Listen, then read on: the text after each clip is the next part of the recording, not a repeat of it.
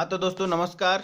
मैं हूं अंकित और स्वागत करता हूं अपने इस यूट्यूब चैनल अंकित सर शिवा क्लासेज पर। दोस्तों है आज आज है 5 मई और मैं आज का राष्ट्रीय करंट अफेयर्स सबसे पहले लेकर आपके पास आया हूं। यदि आपने पीछे का करंट अफेयर्स नहीं देखा है तो आप यहाँ पर राइट साइड में ऊपर की तरफ जाकर आई बटन होगा, वहाँ पर जाकर देख सकते हैं। दोस्तों मेरे इस चैनल पर GK quiz, current affairs, Indian history सब कुछ मिलेगा। आप केवल चैनल का प्लेलिस्ट में जाइए और प्लेलिस्ट में जाकर इसका आनंद लीजिए। चलिए शुरू करते हैं आज का करंट अफेयर। सबसे पहले जानते हैं, सॉरी यहाँ मिस प्रिंट हो गया है, 3 मई को 5 मई को 3 मई मैंने लिख दिया है, तो इसको आप 5 मई ही मानिएगा। चलिए सबसे पहले सबसे पहले आप हेडिंग को जानिए। मुख्य समाचार क्या है कि भारत मार्केट से संबंधित है कि CAIT ने राष्ट्रीय e commerce market place launch कर दिया है। दूसरा है कि भारत ने NAM शिखर सम्मेलन में हिस्सा लिया है। तीसरा है कि UPSC ने सिविल सेवा परीक्षा 2020 की प्रारंभिक परीक्षा स्थगित कर दी है। चौथा है कि प्रधानमंत्री गरीब कल्याण योजना के तहत 500 रुपये की दूसरी किस्त जारी कर दी गई है। और पांचवा है कि जल शक्ति मंत्रालय ने लॉन्च किया है आइडिया थान। छठा है कि कोयला मंत्रालय द्वारा शुरू की गई परियोजना निगरानी इकाई है। उसके बाद सातवां है कि विश्व प्रेस स्वतंत्रता दिवस 3 मई को मनाया गया है। और आठवां है कि भारत का विदेशी मुद्रा भंडार 113 मिलियन डॉलर की वृद्धि के साथ 479.45 अरब डॉलर पर पहुंच गया है। तो चलिए समय न गवाते हुए इन सभी को बारीकी से पढ़ते हैं, जानते हैं कि ये हुआ क्या है। सबसे पहला कि भारत मार्केट CAIT ने राष्ट्रीय ई कॉमर्स का मार्केट प्लेस लॉन्च किया है। जानते हैं इसको कि confederation of all India trader CAIT ने भारत मार्केट नामक एक राष्ट्रीय e commerce market place launch किया है। मुख्य बिंदु क्या है कि इस पोर्टल में खुदरा विक्रेताओं की भागीदारी सुनिश्चित की जाएगी और इस मंच में 95% खुदरा व्यापारियों को लाने का लक्ष्य रखा गया है। यह पहल वाणिज्य और उद्योग मंत्रालय द्वारा निर्देशित और समर्थित है। इसके बाद भारत सरकार द्वारा किए गए उपाय। भारत सरकार ने देश में ई कॉमर्स बाजार को विकसित करने के लिए कई उपाय किए हैं। हाल ही में लगभग 200 मंडियों को ENAM प्लेटफार्म से जोड़ा गया था। वर्तमान में इस प्लेटफार्म में लगभग 785 मंडियां संचालित हैं। ENAM को 2016 में लॉन्च किया गया था। इसके साथ ही भारत सरकार ने घोषणा की कि कॉमन सर्विस सेंटर गांव के स्तर पर ऑनलाइन रिटेल चेन का कार्य करेंगे। ये केंद्र गांव में फ्लिपकार्ट और अमेजन का कार्य करेंगे। ई कॉमर्स नीति को जानते हैं कि उद्योग व आंतरिक व्यापार संवर्धन विभाग द्वारा मसौदा ई कॉमर्स नीति जारी की गई थी। इस नीति का उद्देश्य डाटा गोपनीयता और उपभोक्ता संरक्षण के मुद्दों पर फोकस करना है। यह नीति सीमा पार डाटा प्रवाह को प्रतिबंधित करती है। चलिए अगला है कि भारत ने NAM शिखर सम्मेलन में हिस्सा लिया है। 4 मई 2020 को प्रधानमंत्री मोदी ने एक वीडियो कॉन्फ्रेंस के माध्यम से शिखर सम्मेलन में भाग लिया। इस शिखर सम्मेलन में कोविड-19 से संबंधित चुनौतियों को और समाधान पर चर्चा की जाएगी। मुख्य बिंदु है कि 2014 में प्रधानमंत्री के रूप में शपथ लेने के बाद श्री मोदी ने इस वर्ष पहली बार NAM शिखर सम्मेलन में हिस्सा लिया। 2016 में यह शिखर सम्मेलन वेनेजुएला और 2019 में अजरबैजान में आयोजित किया गया था। 2012 में पूर्व PM मनमोहन सिंह ने तेहरान NAM शिखर सम्मेलन में भाग लिया था।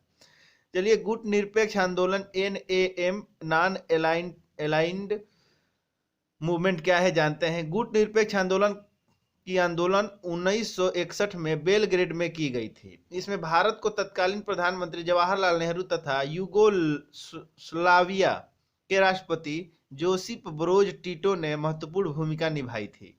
इस शीत युद्ध के दौरान अस्तित्व में आया था। उसका उद्देश्य 9 स्वतंत्र देशों को किसी गुट, अमेरिका व सोवियत संघ में शामिल होने के बजाय तटस्थ रखना था। गुट निरपेक्ष आंदोलन में 120 सदस्य तथा 17 पर्यवेक्षक हैं। गुट निरपेक्ष आंदोलन का सिद्धांत क्या है? गुट निरपेक्ष आंदोलन के 5 प्रमुख सिद्धांतों में परस्पर सम्मान, आपसी गैर आक्रामकता, समानता और पारस्परिक लाभ, घरेलू मामलों में आपसी गैर हस्तक्षेप और शांतिपूर्ण सह अस्तित्व शामिल है। UPSC ने सिविल सेवा परीक्षा 2020 की प्रारंभिक परीक्षा स्थगित कर दी है। हाल ही में संघ लोक सेवा आयोग ने सिविल सेवा परीक्षा 2020 की प्रारंभिक परीक्षा स्थगित कर दी है।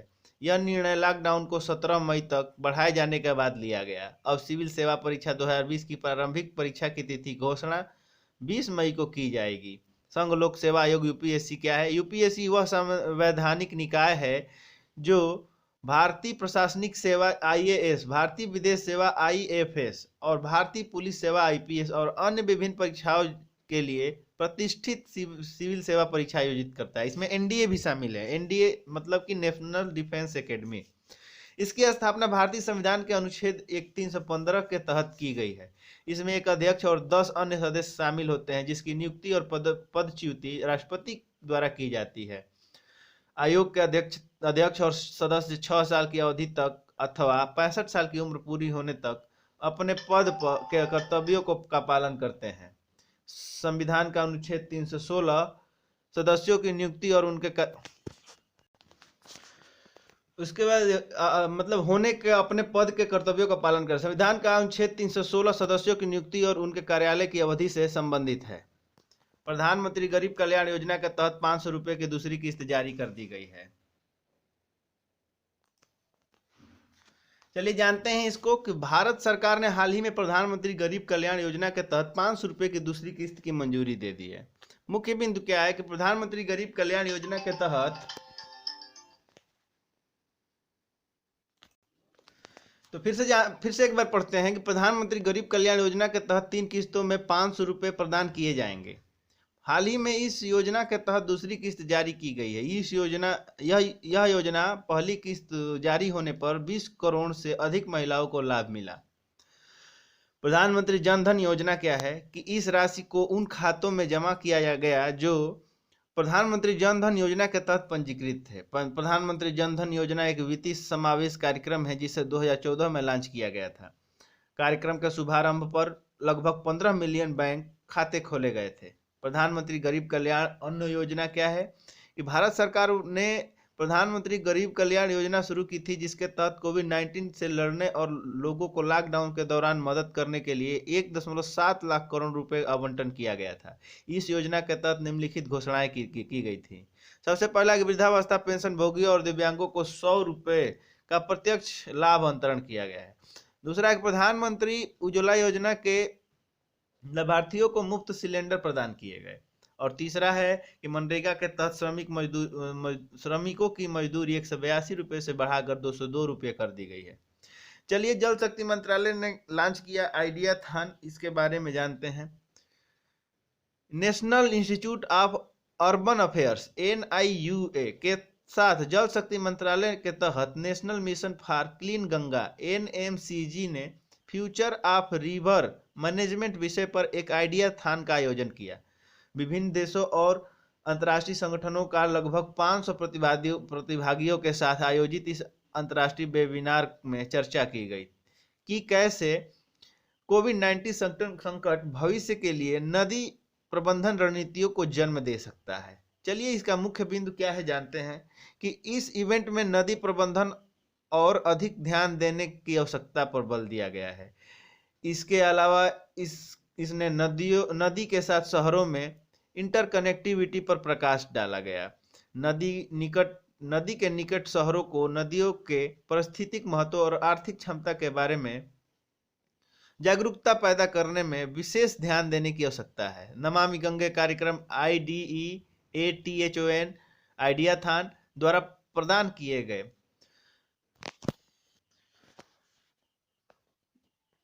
सुझाव के आधार पर एक नीति तैयार करेगा। मतलब नमामि गंगे कार्यक्रम आइडिया थान द्वारा प्रदान किए गए सुझावों के आधार पर एक नीति तैयार करेगा। नमामि गंगे क्या है? राष्ट्रीय स्वच्छ Ganga mission, national mission of for clean Ganga अथवा नमामि गंगे कार्यक्रम का उद्देश्य गंगा नदी को स्वच्छ बनाना तथा उसके संरक्षण के लिए कार्य करना है। भारत के कोर सेक्टर में कच्चा तेल, इस्पात, प्राकृतिक गैस, रिफाइनरी उत्पाद, सीमेंट, उर्वरक, बिजली और कोयला शामिल है। हाल ही में वाणिज्य मंत्रालय द्वारा जारी किए गए आंकड़ों के अनुसार भारत के मुख्य उद्योगों कोर सेक्टर का उत्पादन मार्च 2020 में लॉकडाउन के कारण सिकुड़ गया। मुख्य बिंदु क्या था कि मार्च के महीने में कोर उद्योगों का उत्पादन 6.5% घटा है। यह 2012 के बाद सबसे तेज कमी है। परिवहन क्षेत्र पूरी तरह से रुका होने के कारण पेट्रोल क्षेत्र में 0.5% की गिरावट आई। बिजली की मांग में 7.2% की कमी आई है। उत्पादन अपेक्षाकृत कम हो गया था। निर्माण क्षेत्र के पूरी तरह से बंद होने के बाद सीमेंट उद्योगों में 25% की गिरावट देखी गई। स्टील उत्पादन की मांग में 13% की कमी आ गई है। कोयला एकमात्र ऐसा क्षेत्र है जिसमें सकारात्मक वृद्धि दर्ज की गई। महत्व क्या था? औद्योगिक उत्पादन सूचकांक में 8 कोर उद्योगों का भार 40.27% है। इन उद्योगों के उत्पादन में गिरावट के साथ देश को बहुत कम आर्थिक उत्पादन का सामना करना पड़ा है। औद्योगिक उत्पादन सूचकांक क्या है? औद्योगिक उत्पादन सूचकांक केंद्रीय सांख्यिकी संगठन द्वारा प्रकाशित किया जाता है। यह विभिन्न औद्योगिक समूहों के विकास दर को दर्शाता है। औद्योगिक उत्पादन सूचकांक की गणना 2011-12 के आधार वर्ष के रूप में की जाती है। चलिए, कोयला मंत्रालय द्वारा शुरू की गई परियोजना निगरानी इकाई है, इसके बारे में जानते हैं।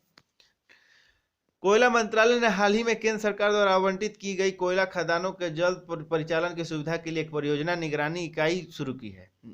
इकाई शुरू करने का उद्देश्य अधिक बोली लगाने वालों को आकर्षित करना है। इसका मुख्य बिंदु क्या है, जानते हैं कि परियोजना निगरानी इकाई ईज ऑफ डूइंग बिजनेस की सुविधा प्रदान करेगी, क्योंकि यह खानों को संचालित करने के लिए समय पर स्वीकृति प्राप्त करने में कोयला खानों की सहायता करेगी। यह इकाई खदानों को राज्य और केंद्र सरकार के अधिकारियों से उनके संचालन के लिए मंजूरी लेने में भी मदद करेगी। यह इकाई देश में कारोबारी माहौल और कोयले के उत्पादन को बेहतर बनाने में मदद करेगी। ईज ऑफ डूइंग बिजनेस क्या है? विश्व बैंक द्वारा जारी रैंकिंग में ईज ऑफ डूइंग बिजनेस में भारत को 63वां स्थान हासिल किया। भारत ने 63वां स्थान हासिल किया है। 2019 रैंकिंग में भारत शीर्ष 10 सुधार करने वाले देशों में से एक था। यह इकाई भारत को और बेहतर बनाने और राष्ट्रीय व्यापार को बढ़ावा देने में मदद करेगी। भारत में कोयला उत्पादन। भारत दुनिया का 5वां सबसे बड़ा कोयला भंडार है। भारत में कोयले का उत्पादन करने वाले प्रमुख राज्य उड़ीसा, झारखंड, बिहार, पश्चिम बंगाल, छत्तीसगढ़, मध्य प्रदेश और तेलंगाना है। चलिए जानते हैं कोयला खदानों का राष्ट्रीयकरण और विराष्ट्रीयकरण के बारे में। राष्ट्रीयकरण क्या है? कि कोयला खदानों का राष्ट्रीयकरण 2 चरणों में किया गया था। राष्ट्रीयकरण का पहला चरण 1971 में कोकिंग कोल माइंस आपातकालीन प्रावधान अधिनियम 1971 के तहत कोकिंग कोयला खदानों का प्रबंधन करने के लिए किया गया था। Tata iron and steel company limited और Indian iron and steel company limited का राष्ट्रीयकरण किया गया और उन्हें BCCL Bharat coking coal limited के तहत लाया गया। विराष्ट्रीयकरण क्या है? कोयला खदानों को कोयला खान विशेष प्रावधान अधिनियम 2015 के तहत निरूपित किया गया। इस कानून ने निजी क्षेत्र को कोयला खनन की अनुमति दी। चलिए, विश्व प्रेस स्वतंत्रता दिवस 3 मई को मनाया गया। ये क्या है, जानते हैं कि 3 मई को प्रेस स्वतंत्रता के मौलिक अधिकारों का जश्न मनाने के साथ साथ दुनिया भर में प्रेस की आज़ादी का मूल्यांकन करने हेतु हर साल विश्व प्रेस स्वतंत्रता दिवस मनाया जाता है। यह दिवस मीडिया की आज़ादी पर हमलों में से मीडिया की रक्षा करने तथा मरने वाले पत्रकारों को श्रद्धांजलि अर्पित करने का कार्य करता है। वर्ष 2020 के लिए विश्व प्रेस स्वतंत्रता दिवस का विषय जर्नलिज्म विदाउट फियर और फेवर रखा गया है। मुख्य तथ्य जानते हैं कि 1991 में यूनेस्को की जनरल असेंबली के 26वें सत्र में अपनाई गई सिफारिश के बाद संयुक्त राष्ट्र महासभा UNGA ने दिसंबर 1993 में विश्व प्रेस स्वतंत्रता दिवस की घोषणा की थी। यह विश्व प्रेस स्वतंत्रता दिवस पुरस्कार का 21वां वर्ष रहा है। इसका आरंभ 1997 में हुआ था। कोलंबियन पत्रकार गिलेर्मो कानो इसाजा के नाम पर यह पुरस्कार नाम रखा गया है। गिलेर्मो को उनके समाचार पत्र के दफ्तर के बाहर 17 दिसंबर 1986 को मार दिया गया था। संयुक्त रूप से इसका आयोजन फ्रांस, ग्रीस और लिथुआनिया के अस्थायी मिशन द्वारा किया जाता है। इसके बाद हम लोग पढ़ेंगे कि भारत का विदेशी मुद्रा भंडार 113 मिलियन डॉलर की वृद्धि के साथ 479.45 अरब डॉलर पर पहुंचा है। 24 अप्रैल 2020 को समाप्त हुए सप्ताह के दौरान भारत का विदेशी मुद्रा भंडार 113 मिलियन डॉलर की वृद्धि के साथ 479.5 अरब डॉलर तक पहुंच गया है। विश्व में सर्वाधिक विदेशी मुद्रा भंडार वाले देशों की सूची में भारत 8वें स्थान पर है। इस सूची में चीन पहले स्थान पर है। विदेशी मुद्रा भंडार क्या है? इसे फॉरेक्स रिजर्व व आरक्षित निधियों का भंडार भी कहा जाता है। भुगतान संतुलन में विदेशी मुद्रा भंडारों को आरक्षित परिसंपत्तियां कहा जाता है तथा ये पूंजी खाते में होते हैं। ये किसी देश की अंतर्राष्ट्रीय निवेश स्थिति का एक महत्वपूर्ण भाग है। इसमें केवल विदेशी रुपयों, विदेशी बैंकों की जमाओं, विदेशी ट्रेजरी बिल और अल्पकालिक अथवा दीर्घकालिक सरकारी परिसंपत्तियों को शामिल किया जाना चाहिए, परंतु इसमें विशेष आहरण अधिकारियों, सोने के भंडारों और अंतर्राष्ट्रीय मुद्रा कोषों की भंडार अवस्थियों को शामिल किया जाता है। इसे आधिकारिक अंतर्राष्ट्रीय भंडार अथवा अंतर्राष्ट्रीय भंडार की संज्ञा देना अधिक उचित है। 24 अप्रैल 2020 को विदेशी मुद्रा भंडार क्या था? गोल्ड, यहाँ IMF, यहाँ ये जो भी दिखाई दे रहा है आप इसका स्क्रीनशॉट लेकर समझ लीजिए। चलिए पढ़ते हैं आज का मुख्य समाचार 5 मई के लिए 2020 के लिए क्या है कि प्रतियोगी परीक्षाओं की दृष्टि से महत्वपूर्ण 4 मई नहीं या 5 मई, गलती से टाइप हो गया है। 2020 के मुख्य समाचार निम्नलिखित हैं। जम्मू कश्मीर, उत्तर कश्मीर के कुपवाड़ा जिले के हंदवाड़ा में एक मुठभेड़ में 5 सुरक्षाकर्मी शहीद हुए। भारत के लोकपाल के न्यायिक सदस्य न्यायमूर्ति अजय कुमार त्रिपाठी का नई दिल्ली में 63 वर्ष की आयु में निधन हुआ। प्रख्यात कन्नड़ कवि और पद्मश्री पुरस्कार से सम्मानित KS निसार अहमद का बेंगलुरु में 84 वर्ष की आयु में निधन हो गया है। चलिए अंतर्राष्ट्रीय करंट अफेयर्स जानते हैं। 20 अप्रैल स्वतंत्रता दिवस 3 मई को विदाउट फियर या फेवर की थीम के साथ मनाया गया। अक्टूबर 2020 में विश्व स्वतंत्रता दिवस स्वतंत्रता सम्मेलन की मेजबानी नीदरलैंड द्वारा की जाएगी। कोलंबिया में खोजी पत्रकार जिनेथ बेदोआ लिमा ने 2020 UNESCO Guillermo Cano World Press Freedom Prize जीता। रिपोर्ट्स विदाउट वार्ड्स के विश्व प्रेस स्वतंत्रता सूचकांक में भारत 142वें स्थान पर, नॉर्वे शीर्ष पर है। चलिए दोस्तों, आज का यहाँ पर करंट अफेयर्स की सीरीज को समाप्त करते हैं और मिलते हैं कल फिर एक नए करंट अफेयर सीरीज के साथ जो कि 6 मई का होगा। यदि दोस्तों आपको इसका PDF चाहिए तो आप हमारे ईमेल ID पर हमसे मांग सकते हैं। मैं इस पूरे PDF को आपको फॉरवर्ड कर दूंगा। तब तक के लिए धन्यवाद। जय हिंद।